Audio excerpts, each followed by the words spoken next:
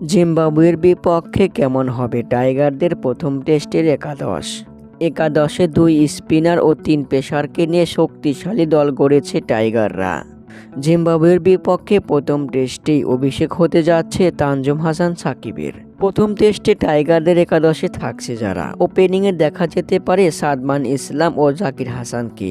3-এ নামবেন ক্যাপ্টেন নাজমুল হোসেন শান্ত, 4-এ নামবেন মোমিনুল হক, 5-এ নামবেন মুশফিকুর রহিম, 6-এ নামবেন জাকির আলী অনিক, 7-এ নামবেন মেহেদী হাসান মিরাজ, 8-এ নামবেন তাইজুল ইসলাম, 9-এ নামবেন তানজুম হাসান সাকিব, 10-এ নামবেন হাসান মাহমুদ ও 11 নম্বরে নামবেন নাহিদ রানা।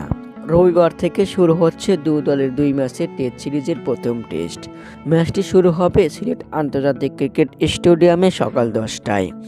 আফ্রিকান দলটিকে হারাতে দুর্দান্তভাবে প্রস্তুতি সেরেছে টাইগাররা। 20 থেকে 24 এপ্রিল পর্যন্ত হবে প্রথম টেস্ট। এরপর সিরিজের দ্বিতীয় টেস্ট হবে চট্টগ্রামে।